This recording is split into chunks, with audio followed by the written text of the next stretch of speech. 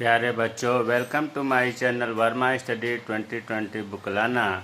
मैं UP board के class 12 के छात्र छात्राओं के लिए इकोनॉमिक्स सब्जेक्ट को हिंदी माध्यम से मैं फुल कोर्स कराऊंगा।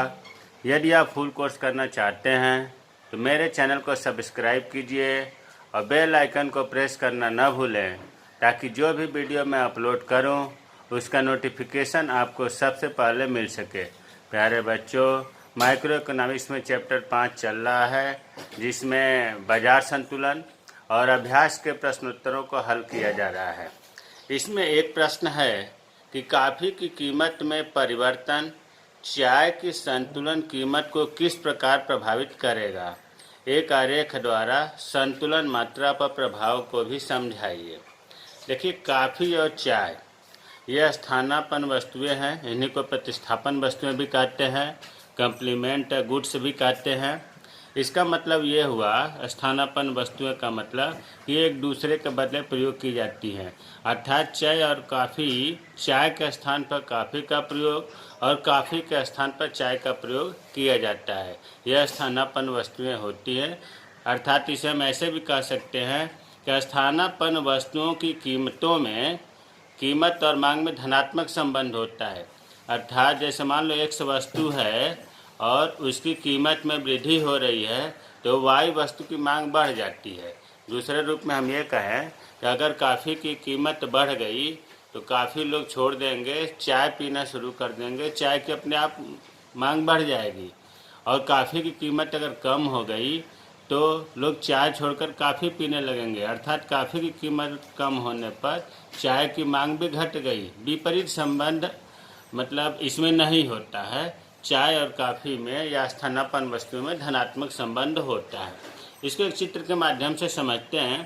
OX पर हमने लिखा चाय की मात्रा और OYX पर लिखा कॉफ़ी की मात्रा। अब देखिए, बच्चे अक्सर कन्फ्यूजन में पड़ जाते हैं कि इधर क्या लिखूं, इधर क्या लिखूं। तो इतना तो क्लियर है कि इधर लेफ्ट साइड में Y अक्ष पर कीमत लिखा जाता है और इस साइड में मात्रा लिखा जाता है X अक्ष पर।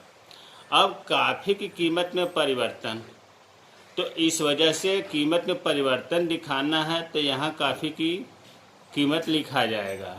प्रश्न में देखो, कॉफ़ी की कीमत में परिवर्तन, परिवर्तन का मतलब होता है वृद्धि या कमी। और चाय की संतुलन कीमत और संतुलन मात्रा पूछ रहा है तो नीचे चाय की मात्रा लिखेंगे। और जब ये स्थानापन्न वस्तुएं हैं तो कॉफ़ी के साथ जो होगा वही चाय के साथ होगा, क्योंकि दोनों में धनात्मक संबंध है।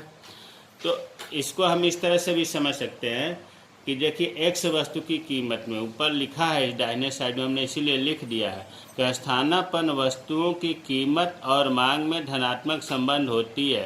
अर्थात X वस्तु की कीमत बढ़ने पर Y वस्तु की मांग बढ़ती है।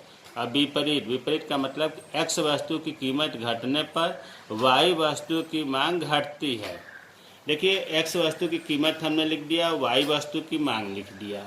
X वस्तु मान लिया कि कॉफ़ी है, Y वस्तु चाय। इधर चाय और इधर कॉफ़ी भी कर सकते हैं, ऐसा नहीं है, एक दूसरे के बदले प्रयोग किया जाता है। अब यहाँ ये कह रहा है कि जब धनात्मक संबंध है तो कैसे, जैसे ही कॉफ़ी की कीमत बढ़ेगी, बढ़ने को हम कैसे तीर दिखाते हैं, ऊपर की तरफ। कॉफ़ी की कीमत बढ़ेगी तो लोग कॉफ़ी छोड़ देंगे, चाय पीना शुरू कर देंगे, क्योंकि चाय की कीमत नहीं बढ़ी है। अर्थात चाय की मांग बढ़ जाएगी। कॉफ़ी की कीमत बढ़ते ही चाय की मांग बढ़ गई। और जैसे इसका उल्टा विपरीत देखते हैं, कॉफ़ी की कीमत कम हो गई तो लोग क्या काम करेंगे कि जब कॉफ़ी सस्ती हो गई तो कॉफ़ी पीना शुरू कर देंगे, चाय की मांग कम कर देंगे, चाय की मांग कम हो गई। ये बढ़ रहा है तो ये भी बढ़ रहा है, ये घट रहा है तो ये भी घट रहा है। तो यही हम कहते हैं कि स्थानापन्न वस्तुओं के बीच में या कॉफ़ी और चाय के बीच में धनात्मक संबंध है। यहाँ की चीज़ और बता दूँ प्यारे बच्चों कि देखो, जब कॉफ़ी की कीमत में वृद्धि हुई तो चाय की मांग बढ़ गई। और आपको यह भी पता है कि जब मांग में वृद्धि होती है तो मांग वक्र दाहिने खिसकता है, जिसकी वजह से संतुलन कीमत बढ़ती है और संतुलन मात्रा भी बढ़ती है। अगर कॉफ़ी की कीमत कम हो गई और चाय की मांग भी कम हो गई, अर्थात मांग में कमी हो गई, तो कमी की वजह से मांग वक्र बाएं खिसकता है, जिससे संतुलन कीमत घटती है और संतुलन मात्रा भी घटती है।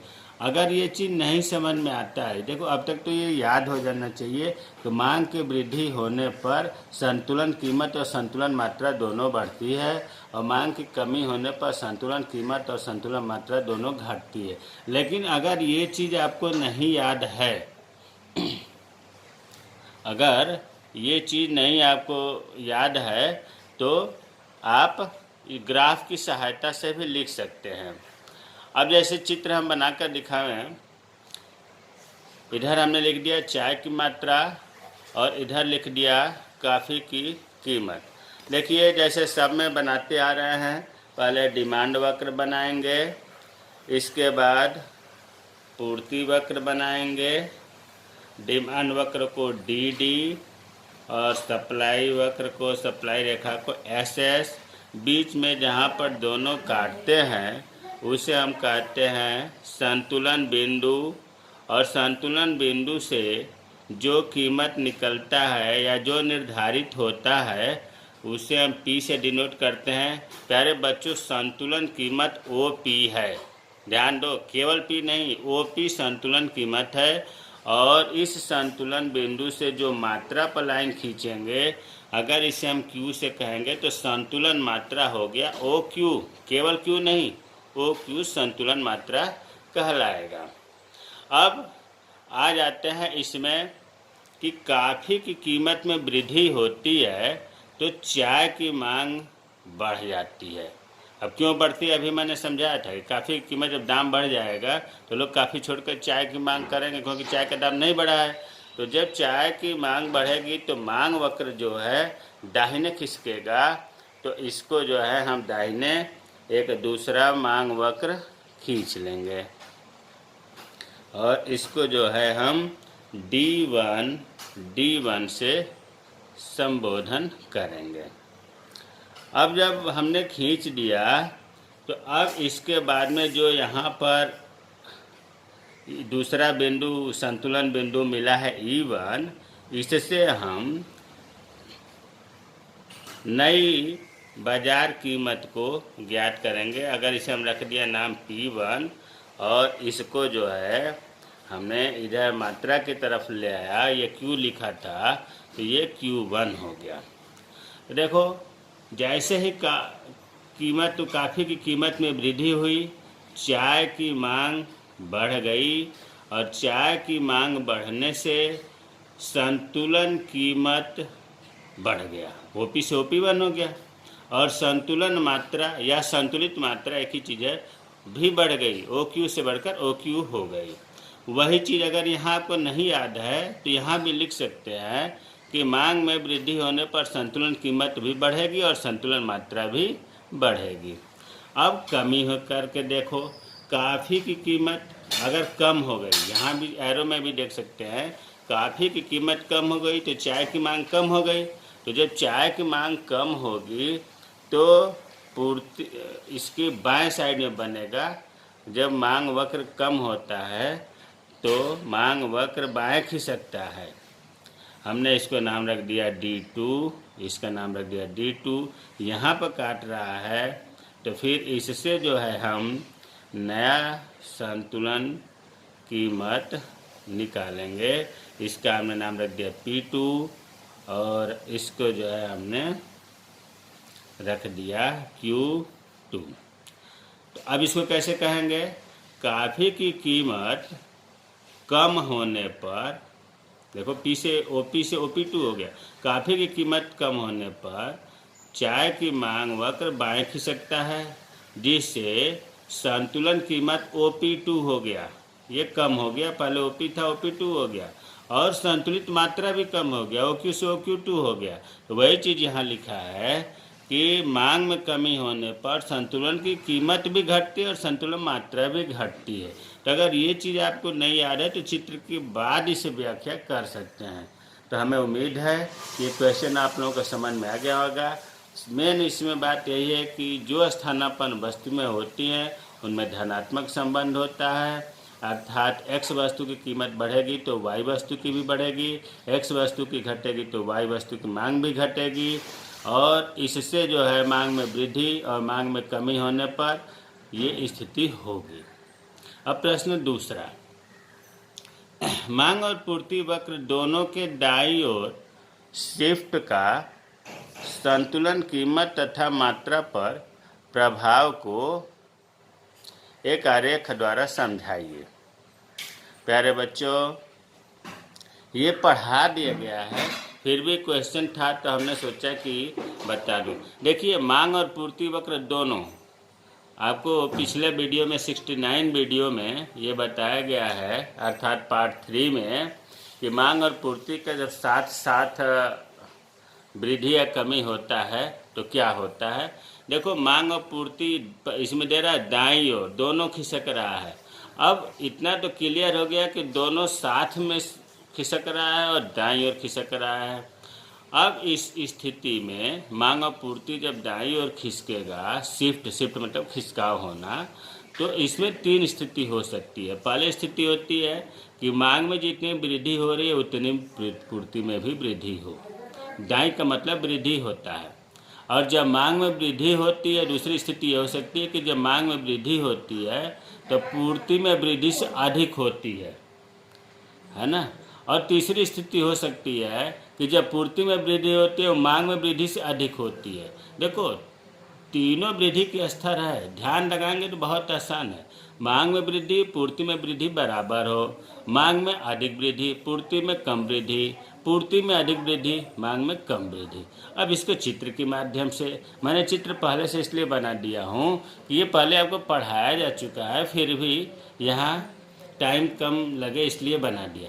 देखिए, इधर मात्रा लिखेंगे एक्स अक्ष पर, इधर कीमत लिखेंगे, इधर मांग वक्र बनाया, पूर्ति वक्र बनाया, जहाँ दोनों काट रहा है वहाँ से संतुलन बिंदु P ज्ञात किया, यह Q संतुलन मात्रा ज्ञात किया। अब मांग में वृद्धि हो रही है तो दाहिने साइड में मांग को खिसका करके एक दूसरा वक्र बनाया, मांग वक्र, जिसको हम D1 कहेंगे। और जितना ये दाहिने खिसका है, मांग वक्र में जितनी वृद्धि हुई है उतनी ही पूर्ति में वृद्धि करेंगे, बराबर वृद्धि। पूर्ति में वृद्धि किया, दाहिने साइड में बनाया दूसरा पूर्ति वक्र, SS नाम दिया। ये दोनों जहाँ काटता है संतुलन बिंदु E1 हो गया।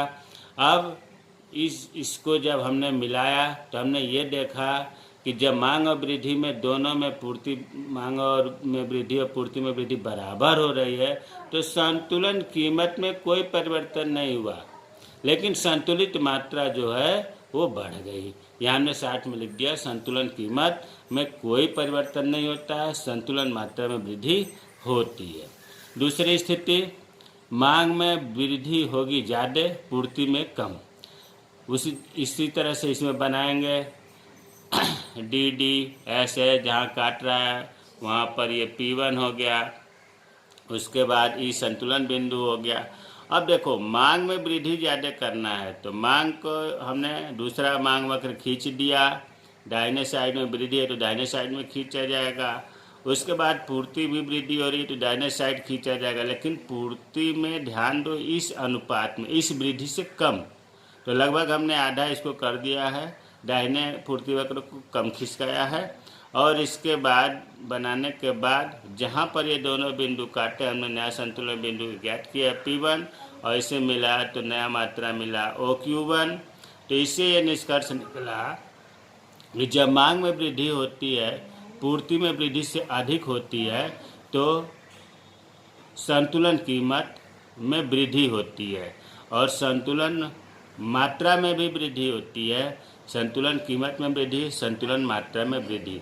प्यारे बच्चों, फिर मैं बता दे रहा हूँ कि पार्ट 3 में इसे बताया गया है बहुत बढ़िया से, वहाँ भी आप इसे देख लीजिएगा, क्योंकि एक बार बता देने के बाद दूसरी बार आदमी कितना हो बढ़िया से बताए, लेकिन वो चीज़ नहीं आता है जो पहली बार समझाने में आनंद आता है। तीसरी स्थिति है, इसका उल्टा हो गया दूसरे के, कि जब पूर्ति में वृद्धि ज़्यादा हो और मांग में कम हो। तो देखिए, हमने मांग में कम बनाया है, दाहिने खिसकाया है वृद्धि की वजह से, पूर्ति में इससे ज़्यादा खिसकाया है, S1 किया है। इसके बाद जो बिंदु काटा वहाँ से हमने नई संतुलन P1 बनाया, इसे Q1 बनाया और निष्कर्ष ये निकला कि जब पूर्ति में वृद्धि मांग में वृद्धि से अधिक होती है तो संतुलन कीमत कम हो जाती है, घट जाती है। ओपी से OP1 हो गया, लेकिन संतुलित मात्रा में वृद्धि हो गई, OQ से बढ़कर OQ2 हो गई। तो ये चीज़ इसमें लिखा है। अब आते हैं प्रश्न तीसरा। प्रश्न तीसरा है कि संतुलन कीमत तथा मात्रा किस प्रकार प्रभावित होती है जब। देखो, संतुलन कीमत और संतुलन मात्रा दोनों पूछ रहा है कि किस प्रकार प्रभावित होती है जब मांग। दो प्रश्न पूछ रहा है इसमें कि मांग तथा पूर्ति वक्र दोनों समान दिशा में शिफ्ट होती है। समान दिशा का मतलब हुआ कि मांग और पूर्ति वक्र में वृद्धि हो रही है तो मांग में भी वृद्धि हो रही है, पूर्ति में भी वृद्धि हो रही है। और इसका ठीक उल्टा, अगर मांग में कमी हो रही है तो पूर्ति वक्र में भी कमी हो रही है। समान दिशा इसे कहेंगे। प्यारे बच्चों, इस पार्ट 3 में खूब बढ़िया से बताया गया है लेक्चर। इस पार्ट 3 है उसमें ये चीज़ पूरा बढ़िया से बताया गया है। और दूसरे रूप में कहें लेक्चर 69 है। तो यहाँ थोड़ा सा आपको हिंट दे दूँ कि मांग तथा पूर्ति वक्र में मान लो कि वृद्धि हो रही है समान दिशा में, मान लो कि वृद्धि हो रही है। समान दिशा का मतलब कि वृद्धि या कमी। तो उस स्थिति में 3 कंडीशन होता है। अरे मांग तथा पूर्ति में बराबर होगा, मांग में ज़्यादा पूर्ति में कम, पूर्ति में ज़्यादा मांग में कम। और 3 स्थिति इसके कमी में होगा कि मांग में कमी, पूर्ति में कमी बराबर, मांग में कमी, पूर्ति से ज़्यादा कमी, और तीसरा कंडीशन होगा पूर्ति में कमी, मांग के अपेक्षा ज़्यादा। तो कुल मिलाकर के इसमें 6 स्थिति बनती है। पहले वाले में 6 चित्र बनेगा, 3 वृद्धि के और 3 कमी के। ये आप पार्ट 3 में पढ़ें। यहाँ हमने बताना से मतलब समय नुकसान होना समझा। दूसरा है मांग तथा पूर्ति वक्र विपरीत दिशा में होते हैं। विपरीत दिशा का मतलब कि मांग में वृद्धि हो रही है तो पूर्ति में कमी हो रही है। इसमें 2 स्थिति होती है, संभावित स्थितियाँ 2 हैं।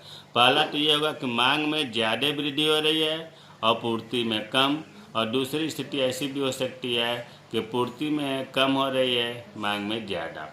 तो इस प्रकार से आप इसे पार्ट 3 में अर्थात लेक्चर 69 से इस सवाल को पढ़ेंगे। अगला प्रश्न है, क्या आप किसी ऐसी वस्तु के बारे में सोच सकते हैं जिस पर भारत में कीमत की उच्चतम निर्धारित कीमत लागू है? निर्धारित उच्चतम कीमत सीमा के क्या परिणाम हो सकते हैं? यहाँ तो पहले ये जानिए कि उच्चतम निर्धारित कीमत के कितने नाम हैं। उच्चतम निर्धारित कीमत को उच्चतम कीमत भी कहते हैं, अधिकतम कीमत भी कहते हैं। ये खूब पूछा जाता है, उच्चतम निर्धारित कीमत, और एक शब्द और है न्यूनतम कीमत या समर्थन मूल्य। तो पहले हम उच्चतम निर्धारित कीमत को पढ़ेंगे। देखिए, जब सरकार किसी वस्तु की अधिकतम कीमत संतुलित कीमत से कम पर निर्धारित करती है तो उसे उच्चतम निर्धारित कीमत कहते हैं। इसके आप थोड़ा सा इतिहास समझें कि देखिए, जो समाज में मान लीजिए कि कोई वस्तु है, आवश्यक वस्तु, जैसे अनिवार्य वस्तु गेहूं है, चावल है, चीनी है, दवाइयाँ हैं, इनका मांग और पूर्ति के सापेक्षिक शक्तियों के द्वारा संतुलन कीमत निर्धारित हो गया। अब वो संतुलन कीमत जो निर्धारित हुआ है मांग और पूर्ति के शक्तियों के द्वारा, उस कीमत पर गरीब लोग ले नहीं पा रहे हैं उन अनिवार्य चीज़ों को। तो ऐसे में सरकार क्या काम करती है कि उस वस्तु का उच्चतम निर्धारित कीमत निर्धारित करती है। लेकिन प्यारे बच्चों, जैसा नाम है ठीक उल्टा होता है। उच्चतम निर्धारित कीमत का मतलब ये हुआ कि जो मार्केट में संतुलन कीमत है उससे कम पर उच्चतम निर्धारित कीमत होता है। सरकार जो निर्धारित करती है उच्चतम कीमत, वो संतुलन कीमत से कम पर निर्धारित होती है ताकि रेट कम हो जाए। और रेट कम हो जाएगा तो देखो फर्मों को घाटा होने लगेगा। ऐसी स्थिति में सरकार जो है स्वयं इन वस्तुओं को पूर्ति करती है। राशनिंग व्यवस्था भी कहते हैं। आप देखते होंगे सरकार राशन बंटवाती है हर महीने में, चावल, गेहूं, दाल, चीनी, ये बहुत सस्ते दामों पर इसलिए बंटवाती है संतुलन कीमत जो बाजार के रेट है, बाजार कीमत है, मांग और पूर्ति के द्वारा जो निर्धारित हुआ है, उससे मान लीजिए कि मांग और पूर्ति के द्वारा इस समय गेहूं का संतुलन कीमत 1900 रुपये कुंटल है, लेकिन सरकार को पता है कि गरीब लोग 19 रुपये किलो नहीं खरीद पाएंगे, तो वो जो है 3 रुपये या 4 रुपये किलो, मतलब संतुलन कीमत से कम पर इसे रखती है, निर्धारित करती है। और इसमें सरकार स्वयं स्फूर्ति करती है, निर्धारित ऐसा नहीं कि जो जितना चाहे उतना खरीद ले क्योंकि सस्ता है, तो निर्धारित मात्रा वितरित करती है, हर महीने वितरित करती है। इसी को राशनिंग व्यवस्था भी कहते हैं। इसको ग्राफ के सहारे समझेंगे, बहुत आसानी से याद हो जाएगा। देखिए OX पर मात्रा लिख दिया, OY पर कीमत लिख दिया। जैसे सब में हम मांग वक्र, पूर्ति वक्र और संतुलन कीमत, संतुलित मात्रा बनाते हैं, वैसे इसमें भी बनाएंगे। ये हो गया आपका DD और ये हो गया आपका SS, DD मांग वक्र हो गया, SS पूर्ति वक्र हो गया, और इसके बाद इसको जो है इसमें मिलाया गया, तो ये आपका संतुलित ये या बीच में है ये P। देखिए संतुलित कीमत या संतुलन कीमत OP है, केवल P नहीं कहेंगे, OP है। और उसी तरह से यहाँ पर संतुलन मात्रा जो है OQ हो गया। इतना तो आप समझ ही रहे होंगे। अब ये उच्चतम कीमत तभी आपको बताया गया कि जो संतुलन कीमत है इससे कम पर, देखो उच्चतम का उल्टा, ये ध्यान रखना है कि उच्चतम मूल्य में कम और न्यूनतम कीमत जो आगे पढ़ेंगे उसमें उल्टा उच्च देखते हैं। अर्थात सरकार जो ये संतुलन कीमत निर्धारित है किसी भी वस्तु का OP का, इससे कम पर निर्धारित करेगी। चलिए हमने मान लिया कि P1 यहाँ रेट उस संतुलन कीमत से सरकार निर्धारित की। अब इसको निर्धारित करने के बाद इसको जब हम मिलाएंगे तो यहाँ मिल रहा है, ये मांग वक्र है। अगर इसको हम मिला दें तो और आसानी रहेगी, Q1। अब यहाँ ये देखो बच्चों कि यहाँ OP1 उच्चतम कीमत सरकार ने निर्धारित कर दिया, जिससे मांग, पहले मांग कितना थी, पहले यहाँ थी संतुलन कीमत मांग यहाँ थी, लेकिन जैसे ही सरकार ने उच्चतम कीमत मतलब कीमत संतुलित कीमत से कम पर निर्धारित कर दिया तो मांग इतना बढ़ गई है ना, यहाँ से यहाँ तक बढ़ गई। यहाँ एक चीज़ बताना चाहता हूँ कि ये पूर्ति वक्र है। पूर्ति जब कीमत घटती है तो पूर्ति कम होती है, आपको पता ही है। पूर्ति का नियम यही है कि कीमत कम होने पर पूर्ति कम होती है और कीमत बढ़ने पर पूर्ति बढ़ती है। तो जैसे ही कीमत कम हुआ पूर्ति यहाँ आ गई, लेकिन मांग बढ़ गई। मांग का नियम क्या है, घटने पर, कीमत घटने पर मांग बढ़ती है। तो पूर्ति यहाँ हो रही है इतने, मांग इतना हो रहा है। इस स्थिति को जो यहाँ से यहाँ तक है इसे हम कहते हैं मांग आधिक्य, मांग अधिक, एक्सेस डिमांड, एक्सेस डिमांड। और ये जो निर्धारित हुआ है OP, इसी को तो हम कहते हैं कि उच्चतम कीमत या उच्चतम निर्धारित कीमत। यहाँ पर जो पूर्ति हो रही है अगर इसे मिला दें तो और ज़्यादा क्लियर हो जाएगा, Q2। तो अब हम ये कहना चाह रहे हैं कि ये जो है OP यही आपका उच्चतम निर्धारित कीमत है। इसको शॉर्ट में OP1 है। तो अब इस चित्र से आपको समझ में आ गया होगा, मांग अधिक का मतलब यह होता है कि मांग ज़्यादा है किससे, पूर्ति से। अब इसमें आपको परिभाषा कुछ भी अगर नहीं याद है तो इस चित्र में आप बनाएं और ये जानें कि संतुलित कीमत OP है और हमेशा सरकार उच्चतम निर्धारित कीमत इससे कम पर निर्धारित करती है। मान लिया हमने OP1 निर्धारित किया, OP1 पर मांग ज़्यादा होगी, पूर्ति कम होगी। इस स्थिति में मांग अधिक अर्थात मांग अधिक पूर्ति कम होता है। ऐसा आवश्यक वस्तुओं पर सरकार करती है। अब इसी प्रश्न में जुड़ा है कि उच्चतम कीमत के परिणाम। देखिए, अगर उच्चतम कीमत सरकार ने निर्धारित कर दी तो सबसे पहला लाभ तो ये है कि जो अनिवार्य जीवन रक्षक वस्तुएं हैं गरीब लोगों को मिल जाती है, क्योंकि वो संतुलन कीमत पर खरीदने के स्थिति में नहीं होते हैं और सरकार उच्चतम कीमत निर्धारित करती है तो सस्ता मिलने लगता है और गरीब लोग खरीद लेते हैं। लेकिन प्रतिकूल परिणाम क्या है? कभी कभी जो जमाखोरी, काला बाजारी, मतलब जिनको लेना नहीं है वो भी लेते हैं सस्ते के वजह से, क्योंकि बाजार मूल्य से कम मूल्य पर इनकी खरीदारी होती है, मिलता है। बाजार वस्तुओं में जब बाजार में सस्ता, इसमें रासायनिक व्यवस्था में सस्ता मिलेगा तो बाजार में कौन खरीदेगा? तो बाजार में लोग मिलावट करने लगते हैं, घटिया किस्म वस्तुओं की बिक्री होने लगती है। तो ये इसके दुष्परिणाम है। तो हमें उम्मीद है कि उच्चतम निर्धारित कीमत और उच्चतम कीमत समझ में आ गया होगा। इसमें अगर एक लाइन में परिभाषा आपसे पूछा जाए तो ये शुरू में लिखा गया है कि जब सरकार किसी वस्तु की अधिकतम कीमत संतुलित कीमत से कम पर निर्धारित करती है, संतुलित कीमत पर कम, ये कभी नहीं भूलना है, उसे ही हम कहते हैं उच्चतम निर्धारित कीमत। इसका प्रश्न का उत्तर इतना ही है, लेकिन जब उच्चतम निर्धारित कीमत हमने पढ़ा तो इसके साथ ही न्यूनतम कीमत या समर्थन मूल्य जिसको कहते हैं, इसे भी यहाँ हमने समझाने का प्रयास किया है। देखिए, ठीक उल्टा, अब इसमें न्यूनतम कीमत है, इसका मतलब कि सरकार जो संतुलित कीमत है उससे ज़्यादा पर निर्धारित करेगी। ये उल्टा संदर्भ देखने में लगता है। अभी आपने उच्चतम कीमत पढ़ा, उसमें संतुलन से न्यूनतम निर्धारित हुआ, न्यूनतम कीमत में संतुलन कीमत से ज़्यादा पर निर्धारित होगा।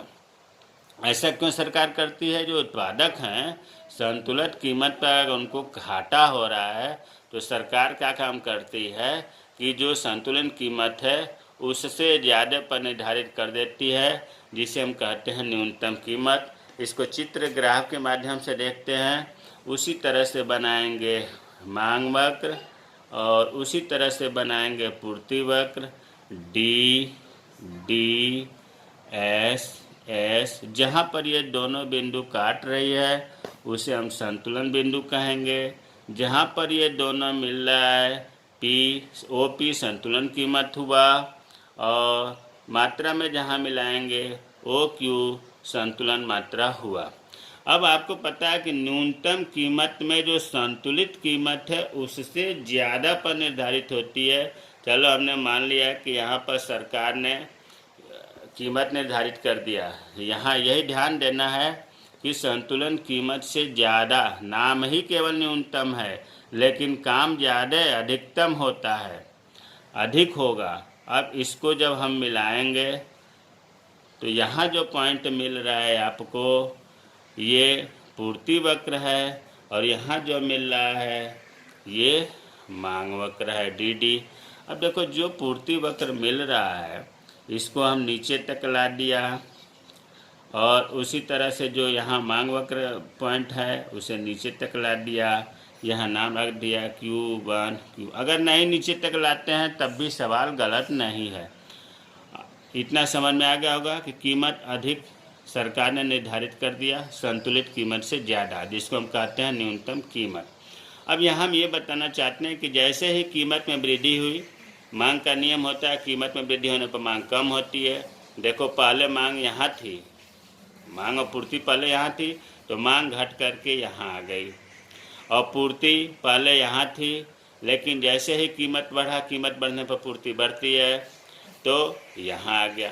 मतलब मांग यहाँ है, पूर्ति यहाँ, इतनी मांग हुई, पूर्ति ज़्यादा हो रही है, तो यहाँ से यहाँ तक जो स्थिति है इसे हम कहते हैं पूर्ति अधिक। मतलब पूर्ति अधिक है मांग की अपेक्षा। ऐसे भी कह सकते हैं कि पूर्ति ज़्यादा है मांग से।